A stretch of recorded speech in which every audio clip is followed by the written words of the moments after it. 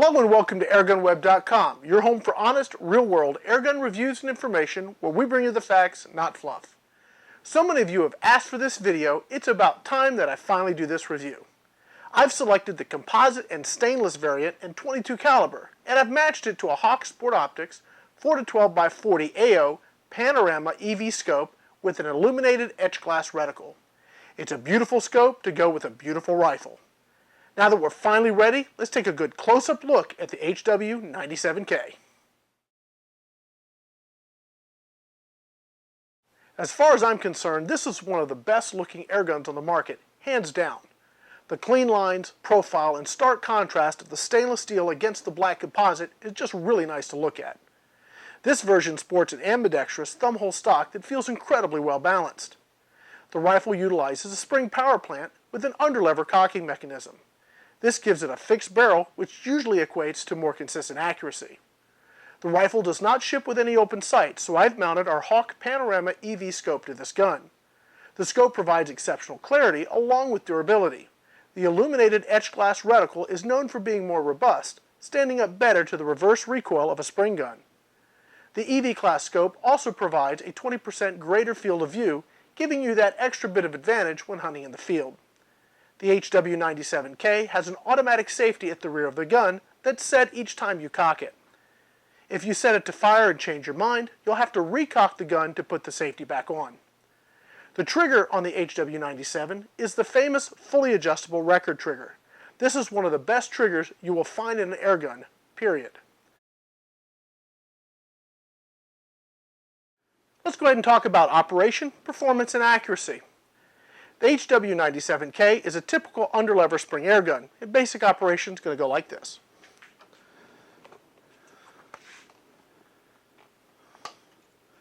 First thing you're going to do is go ahead, pull down the cocking arm to cock the gun.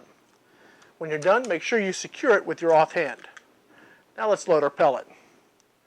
When you load it into the breech, make sure you've seated it fully into the breech. If not, you can see some pretty significant changes in your feet per second and your accuracy. Go ahead and aim the gun at your intended target. Release the safety. Gently squeeze the trigger. Let's do that again. Cock the gun. Secure the cocking arm. Load your pellet, making sure you've fully seated the pellet. Return the cocking arm. Aim the gun. Release the safety. Gently squeeze the trigger. Now, given the quality of this rifle, I assumed shooting would be a breeze. Unfortunately, I was incorrect in my assumptions. While this has all the right pieces necessary to deliver exceptional accuracy, I found it to be very hold sensitive and very tricky to shoot. Expect to put in some time to learn the secrets of getting consistent groups with this gun. It can be done, it's just going to take a lot of practice.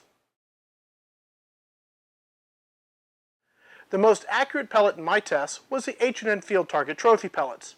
They are a 14.66 grain pellet and they average 698.3 feet per second with an extreme spread of only 4.8 feet per second.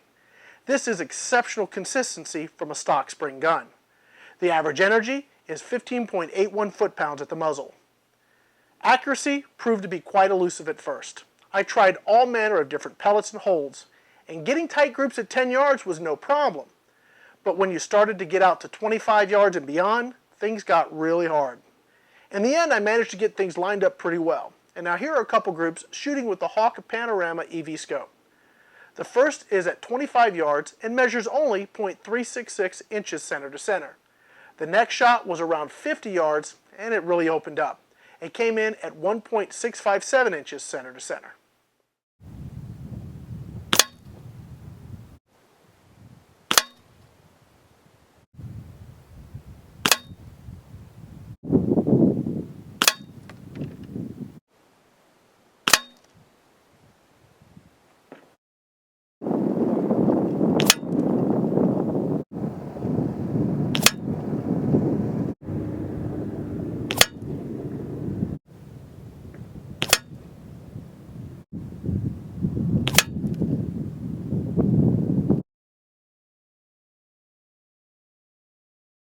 So let's go ahead and take a look at our final summary.